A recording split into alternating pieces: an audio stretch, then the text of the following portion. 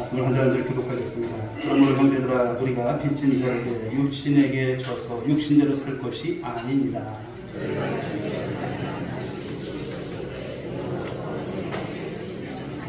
무릇 하나님의 영으로 인도함을 받는 사람은 곧 하나님의 아들이라.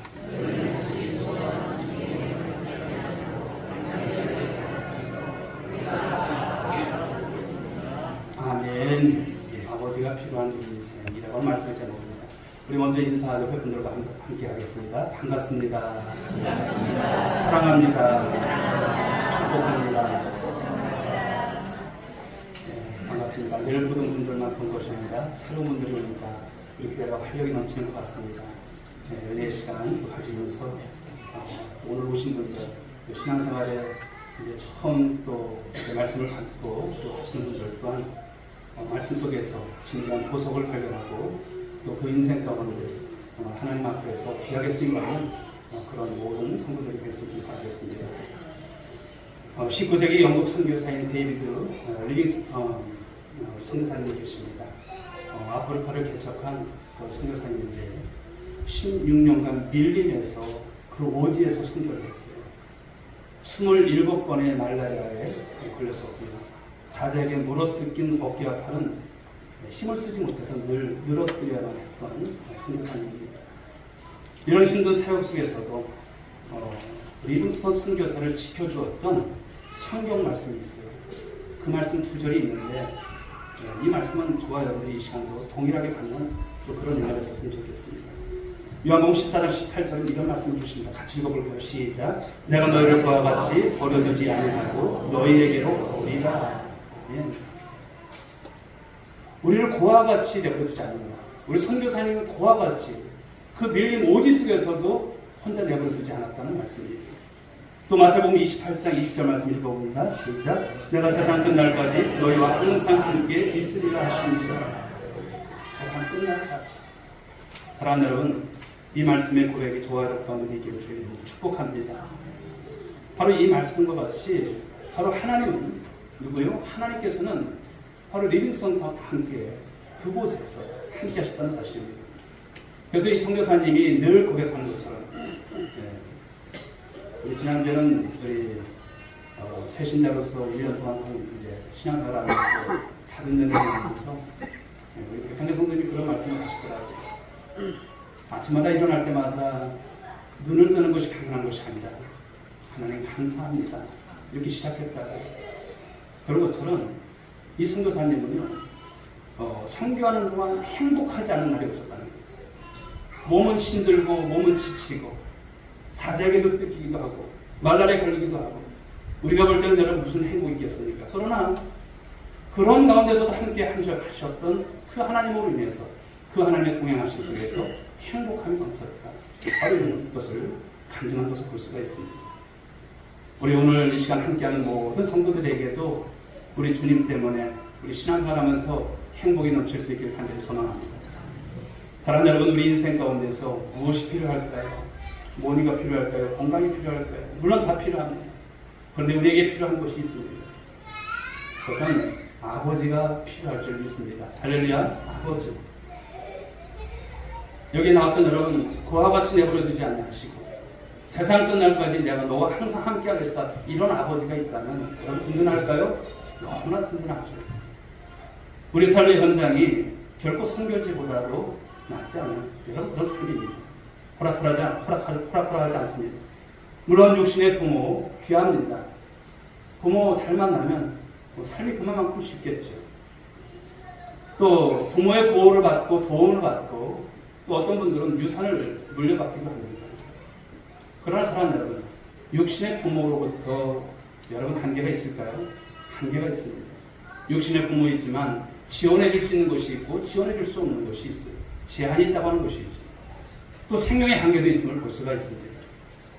그러나 우리에게는 비교 불가한 아버지, 그 아버지가 계심을 믿으시고 아멘하시기 바랍니다. 우리에게는 아버지가 있다. 이곳에 온 분들만 아는 아버지. 그분이 누굴까요? 바로 우리의 하늘 아버지인 줄 믿으시기 바랍니다. 하나님 아버지세요. 육신의 부모를 뛰어넘어 우리에게 도움을 주실 수 있는 분이시고요. 제가 병원 신방을 다니다 보면 항상 가장 먼저 나오는 일성이 무엇인지 아세요? 생사화복입니다. 생사화복을 누가 주관하십니까? 하나님께서. 하나님, 생사화복을 주관하신 줄 믿습니다.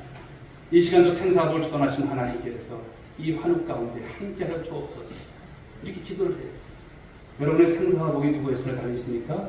하나님께 달려있는 줄 믿습니다. 할렐루야. 거기 부모가 돌아가실지라도 상관없습니다. 즉 그 하나님이 여전히 이 시간도 우리가 사도신경으로 신앙 고백을 하고 그 믿음을 가진 우리들이라면 그 하나님이 우리와 함께 하신 줄 믿으시기 바랍니다.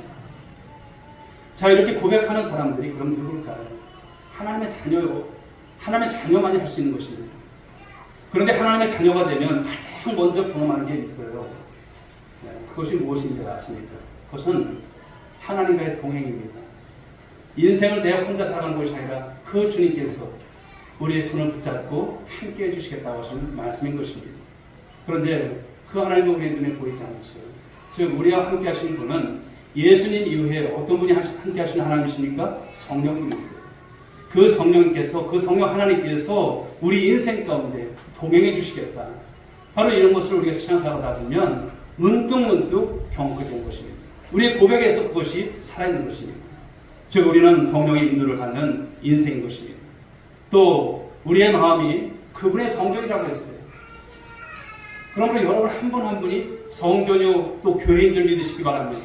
여러분은 누가 계십니까? 성령 하나님께서 계시는 거예요. 안 보이죠. 물론 안 보여요.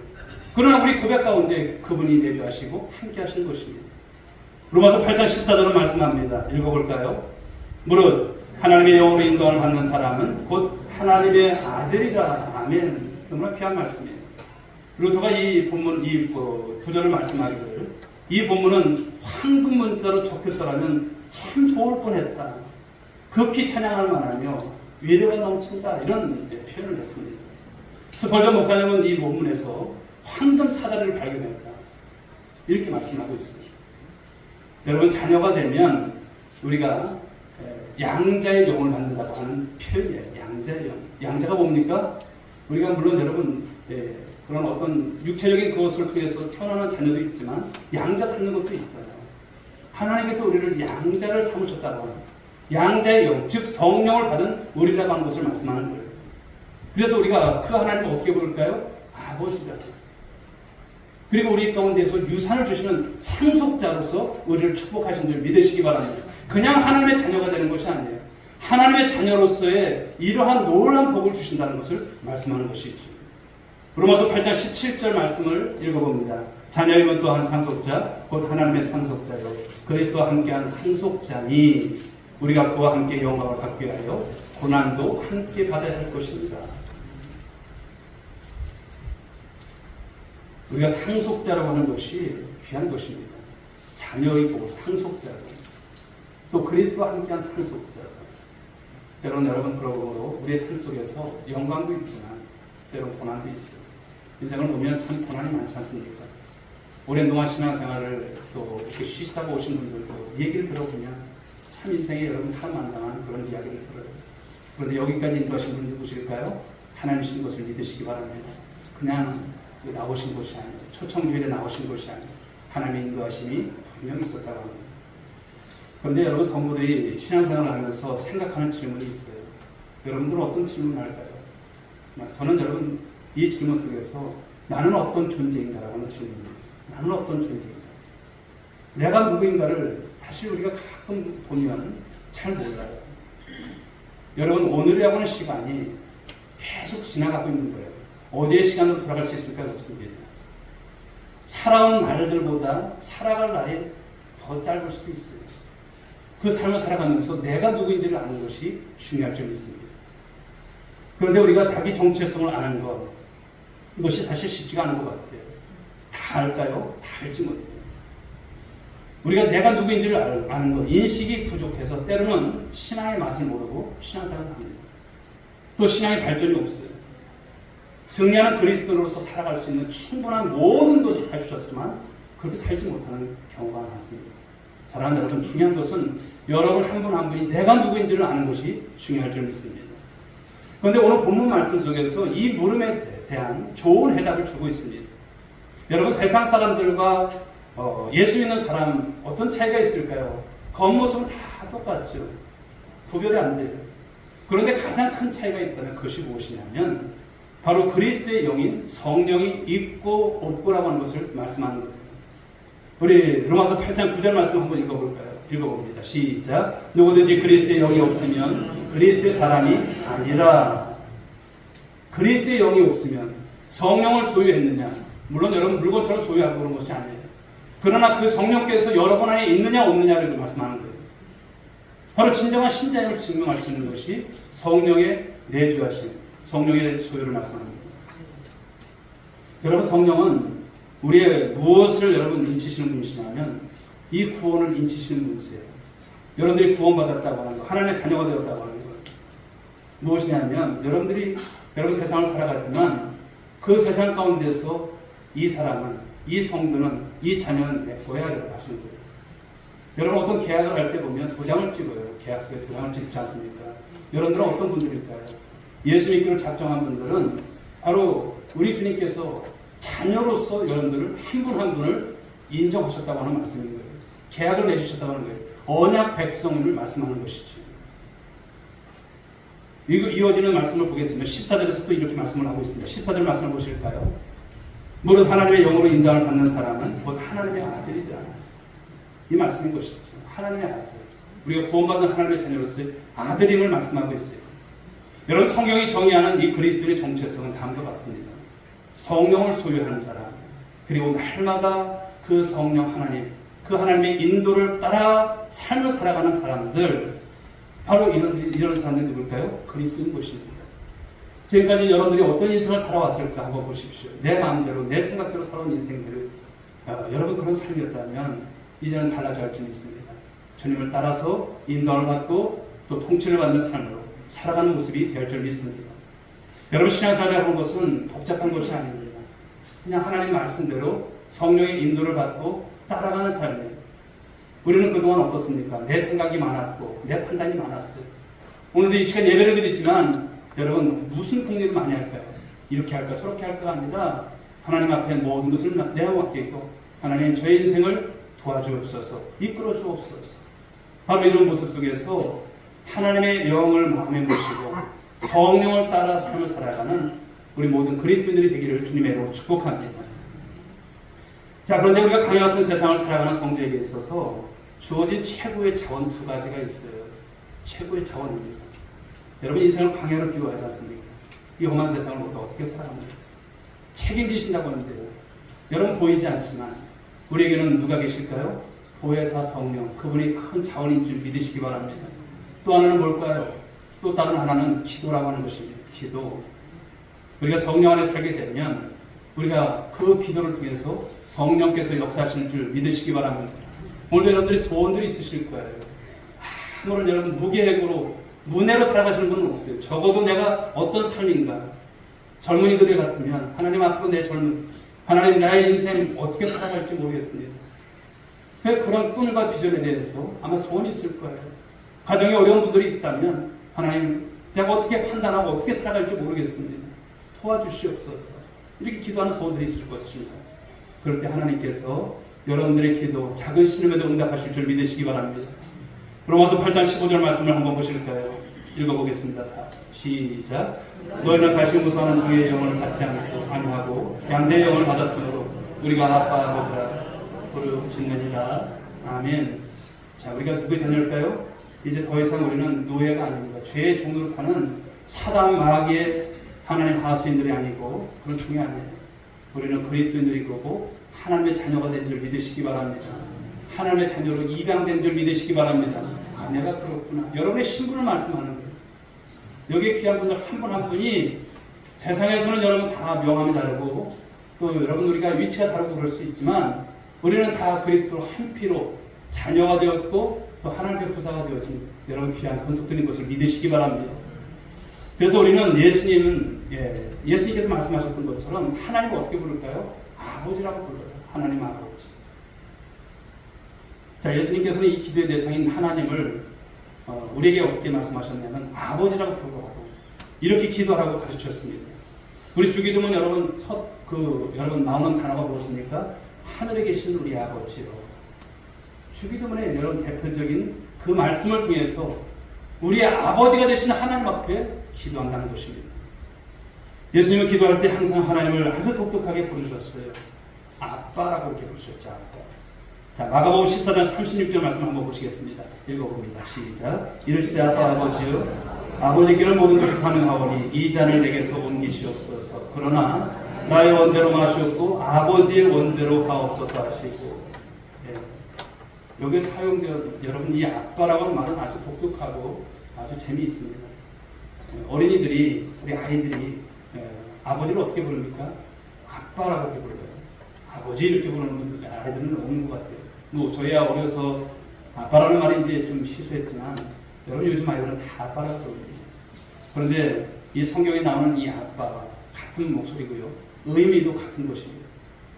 여러분 기도의 대상 그 하나님을 아빠라고 부른다고 하는 이것에는 여러분 너무나 깊은 의미가 있는 것입니다. 당시 여러분 예전에 올라가서 보게 되면 이처럼 친근한 말로서 하나님을 부른 예가 없어요. 초월적인 하나님이세요. 존귀하신 하나님이세요. 우리가 감히 범접할 수 없는 그 하나님, 엄청난 경외심을 가지고 있었던 당시 유대인들은 상상조차 할 수 없었던 불가능한 일이었어요. 어떻게 경망스럽게 아빠라고 그래요? 할 수 없는 일이었어요. 서기관들이 여러분 성경을 기록할 때 하나님의 이름이 나올 때마다 목욕을 하고 붓을 바꿨다는 말이 있을 정도입니다. 그런데 예수님께서 하나님을 아빠라고 호칭으로 불렀으니 과연 여러분 이것은 혁명적으로 할 수 있는 것이 있습니다. 이런 호칭의 이 사용을 예수님 자신만 사용한 것이 아니라 제자들에게까지도 가르쳐줬던 것이죠.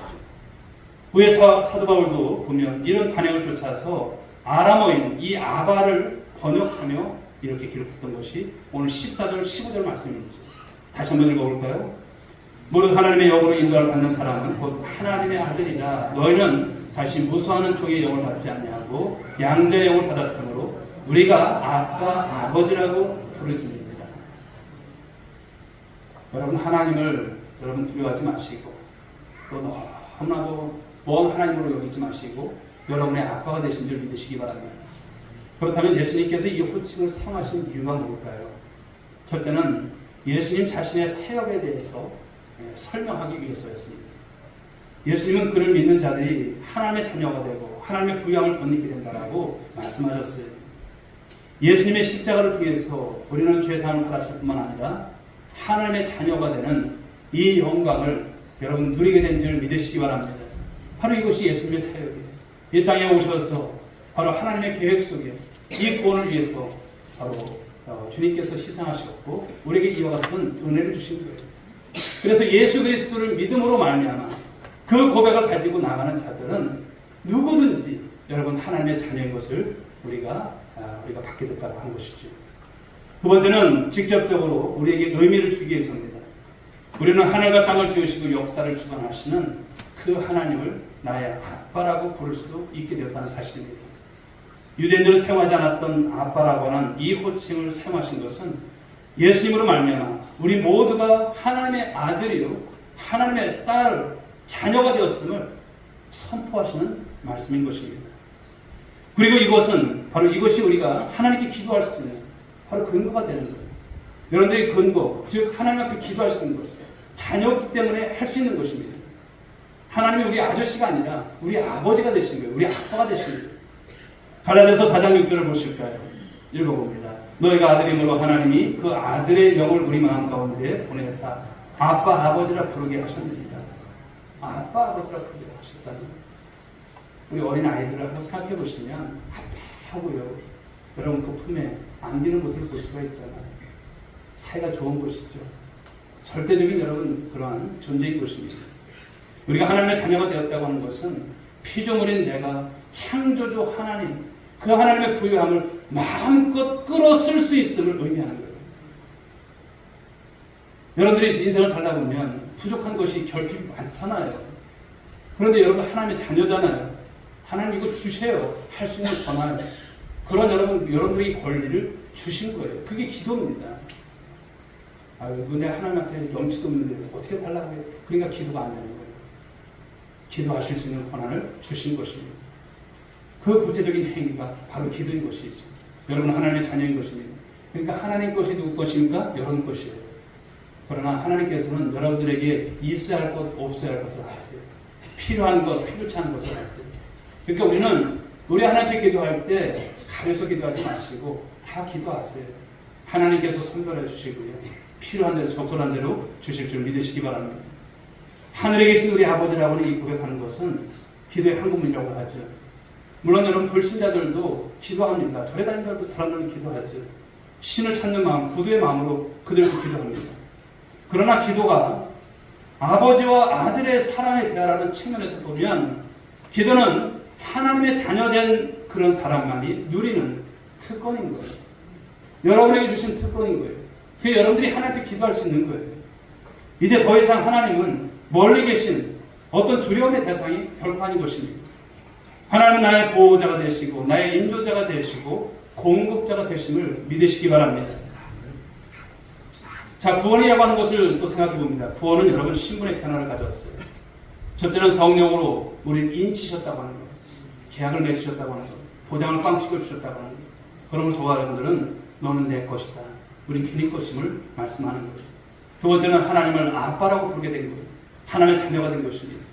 자, 그러니 아빠가 되시는 그분께서 여러분의 인생을 나몰라 하실까요? 아닌 것입니다. 여러분의 인생을 끝까지 책임져 주실 줄 믿으시기 바랍니다. 여러분 힘내서 살아가시기 바랍니다. 그 하나님의 아버지가 내 아버지인데 왜 여러분 어깨 피지 못하고 삽니까? 이제는 어깨 피시고 주님 안에서 사십시오. 그런데 이 축복을 누리려면 어떻게 해야 될까라고 하는 거예요. 이 축복을 누리려면 첫째는 영접해야 합니다. 지난주 이어서 주시는 말씀이 있지만 요한복음 1장 12절 말씀은 이런 말씀을 주시죠. 영접하는 자 곧 그 이름을 믿는 자들에게는 하나님의 자녀가 되는 권세를 주셨습니다. 같이 한번 읽어보겠습니다. 시작. 영접하는 자 곧 그 이름을 믿는 자들에게는 하나님의 자녀가 되는 권세를 주셨습니다. 권세를 주셨다는 거예요. 여러분에게 그런 권세가 있다는 거죠. 성경은 우리가 하나님의 자녀가 되는 방법, 이것은 다른 것으로 하지 않습니다. 영접이라고 하는 거예요. 믿는다고 하는 거예요. 누구를 믿는 것입니까? 바로 예수 그리스도. 나의 죄를 위해서 십자가에서 죽으신, 그리고 나를 위해서 다시 사신 그 주님, 그 주님이 나의 구주가 되십니다. 예수 그리스도께서 나의 구주가 되십니다. 이 고백을 갖게 되어지면 바로 이것이 영접인 것입니다. 두 번째로 이 축복을 누리려면 우리는 기도해야 합니다. 여러분 기도의 능력을 믿습니까? 기도의 능력을 믿으시기 바랍니다. 세상의 사람들도 여러분 기도하지 않습니까? 그런데 우리는 전능하신 하나님, 만주의 주가 되시는 하나님, 그 하나님을 믿습니다. 우리 하나님께서 이미 다 준비하고 계신 하나님이세요. 다 주시겠다고 말씀하시는 거예요. 그런데 우리가 왜 기도하지 않을까요? 기도하지 않으니 성경 말씀처럼 받지 못하는 거예요. 여러분들이 기도에 여러분 아름다운 무릎을 꿇을 수 있길 바랍니다. 이엔 바운드는 말하기를 기도는 세상을 움직이는 손을 움직인다 이렇게 말했어요. 기도의 행위가 볼 때는 가장 약한 것 같아요. 시간 남는 사람들이 기도하는 것 같아요. 가장 할 것 없으니까 기도하는 것 같아요. 여러분 그런 것이 기도일까요? 아닌 것입니다. 기도는 어떻게 보면 가장 약한 것 같지만 기도를 들으시는 분은 어떤 분이실까요? 기도를 들으시는 분은 가장 위대하신 분이신 줄 믿으시기 바랍니다. 그 하나님께 기도하는 거예요. 누가? 여러분 자신들. 하나님을 여러분 우리가 어떻게 우리가 평가하겠습니까? 그 하나님 전능하신 하나님께 우리가 기도한다고 하는 것 자체가 너무나 신비인 것이죠. 너무나 큰 축복인 것입니다. 이 사실을 여러분 아시고 주님 안에서 기도에 여러분 늘 생활을 할 수 있길 바랍니다. 미국 미시건주의 송요셉 보육원에서 아주 포악한 포화 소년이 있었어요. 걸핏하면 친구들과 싸우고 학교에서 퇴학마저 당했습니다. 당연히 이방의 기회도 여러분 이제 되지 못합니다. 이 고아 소년 웃음도 눈물도 다 잃어버린 참 그런 소년이었습니다. 어느 날 베레다 수녀가 그를 꼭 껴안으면서 낮게 이렇게 속삭였다고 하죠. 하나님은 너를 사랑한단다. 너를 놓지 않는단다. 힘들 때는 하나님 앞에 울고 하나님께 기도해라. 그런데 그 말이 너무나도 큰 감동이었어요. 어린 소년에게. 소년은 그렇게 살았습니다. 그렇게 했습니다. 그러자 마음이 변화되기 시작했습니다. 그는 특별히 이 피자 만드는 일을 잘했어요. 여기에 몰두합니다. 그리고 피자 한 판을 단 11초에 반죽하는 그런 최고 기술자가 되죠. 나중에는 피자 체인점을 만들고 세계적인 그런 기업으로 성장시킵니다. 여러분 이 사람이 누굴까요? 도미노 피자를 만든 톰 모너건입니다. 여러분 어떻게 이렇게 되었을까요? 기도입니다. 그 기도를 통해서 그 기도의 힘을 통해서 하나님께서 축복하신 줄 믿으시기 바랍니다. 우리에게는 여러분 진짜 피난처 기댈 곳이 필요합니다. 여러분 우리의 피난처는 누굴까요? 주 예수밖에 없는 줄 믿으시기 바랍니다. 하늘 아버지밖에 없는 줄 믿으시기 바랍니다. 성령은 우리를 돕기 위해서 우리 가운데 이미 와 계세요. 여러분 안에 누가 계십니까? 이미 성령께서 계시는 거예요. 하나님 아버지를 우리가 부를 때 이미 여러분들은 바로 내주하신 성령의 바로 동행이 있는 삶인 것입니다. 그렇지만 우리가 기도할 때만 우리를 도우실 수 있어요. 성령은 우리의 기도를 통해서 역사하시는 하나님이십니다. 그러므로 사랑하는 여러분, 기도를 통해서 성령의 인도하심과 응답을 받는 인생들이 될 수 있기 바랍니다. 스펄전 목사님께서 이렇게 말을 합니다. 10년을 염려하는 것보다 10분 기도하는 것이 훨씬 낫다. 할렐루야. 여러분 늘 염려하지 마시고 기도하세요. 길을 가다가도 기도하시고 또 힘들면 여러분 주 앞에서 기도하십시오. 바로 우리에겐 누가 필요합니까? 아버지가 필요합니다. 그리고 하나님은 이미 우리에게 아버지가 되어주시겠다라고 선언하셨어요. 그러므로 사랑하는 여러분, 우리가 아버지와 함께하는 기쁨이 무엇인지, 신앙의 묘미가 무엇인지 지금까지 경험하지 못했다면 이후부터는 경험하는 여러분들 되시기 바랍니다. 러시아 모스크바에 살던 개 한 마리가 프랑스 파리까지 이제 가게 되었습니다. 파리 시내에서 이제 프랑스 개가 이 러시아 개를 만났다고 해요. 서로 통성명을 하고 인사를 한 후에 프랑스 개가 러시아 개한테 물었어요. 너무나 궁금해요.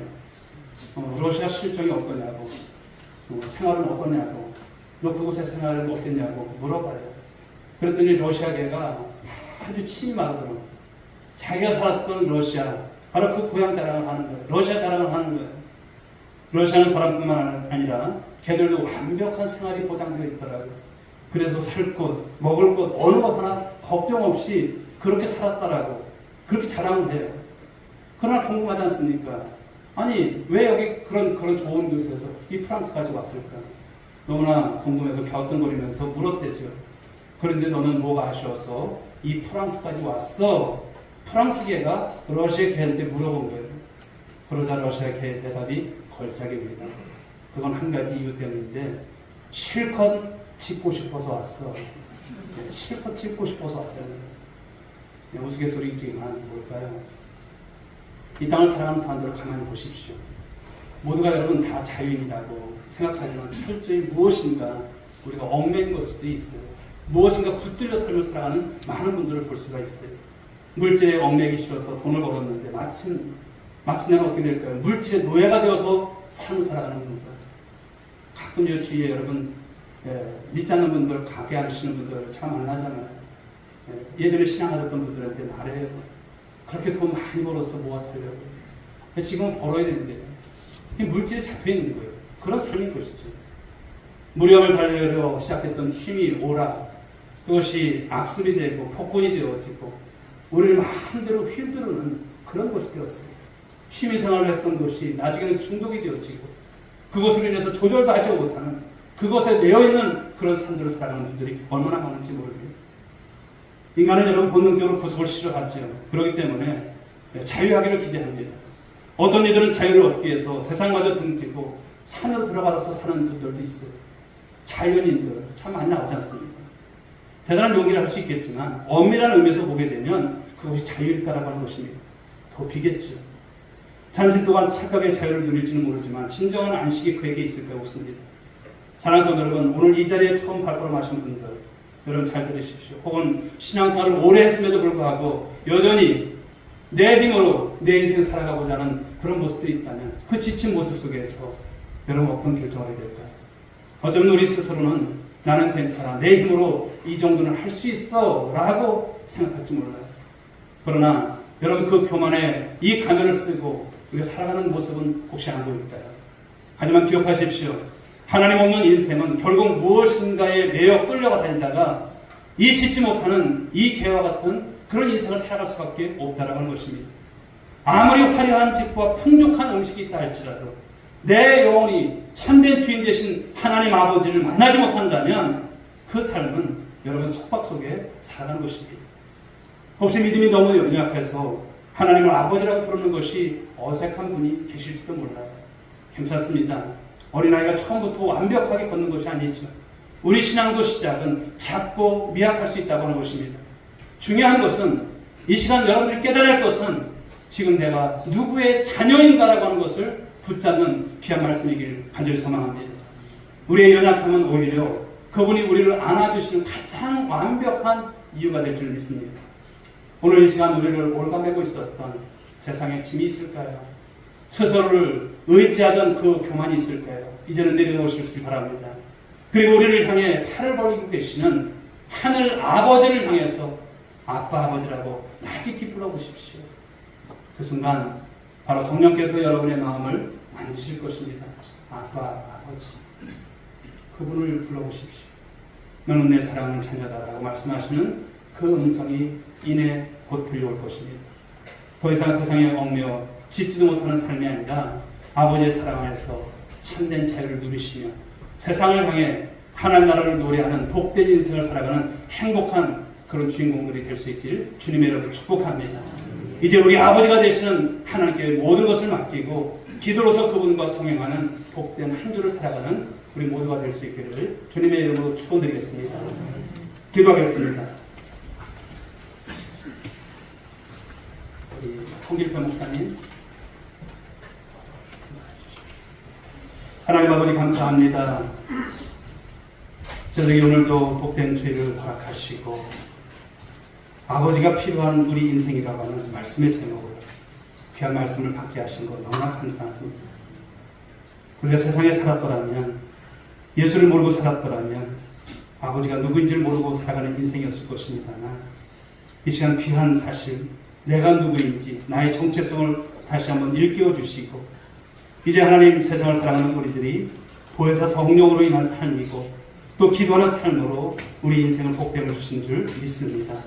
우리 사랑하는 성도들이 힘들고 어렵고 얽매였던 모든 것을 내려놓고 이제는 주님 안에서 하나님과 함께하는 삶, 동행의 삶을 살 뿐만 아니라 하나님 앞에 기도하는 인생으로 하나님께로부터 복을 받는 인생들, 또 하나님의 영광을 올려드리는 우리 모두가 될 수만 있도록 복내려 주옵소서. 축복하며 예수님의 이름으로 기도 올려옵나이다.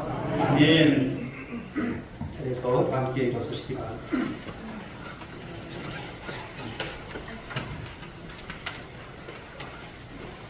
우리 옆에 분들 한번 축복합시다. 하나님이 우리 아버지십니다. 당신의 아버지십니다. 하나님 우리 아빠 아버지 되심을 믿으시고 행복하게 또 기도하면서 응답하는 우리 모두가 되시기 바랍니다. 우리 수요 찬양 드리겠습니다.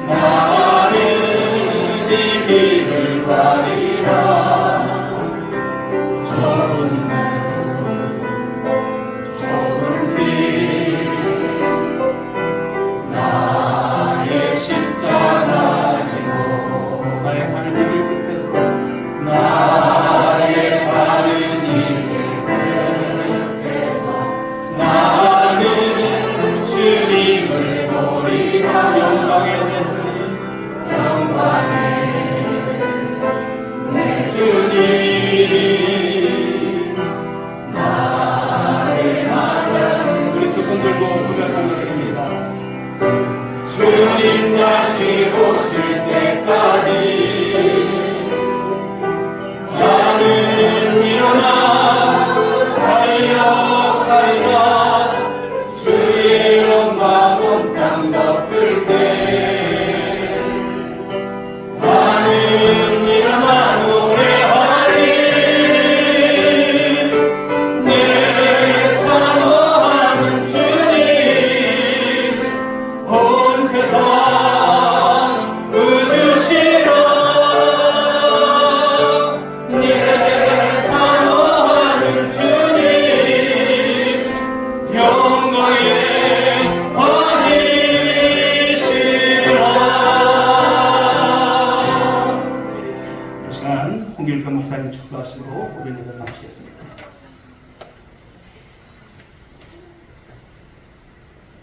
기도하겠습니다. 이제는 교회의 머리가 되신 예수 그리스도의 은혜와 하나님 아버지의 무한하신 사랑과 교회를 세우시고 은혜 충만케 하시고 교회를 부흥케 하시는 성령의 역사가 온누리 교회에 나오는 성도들의 심령과 교회에 항상 함께 있을지어다. 아멘.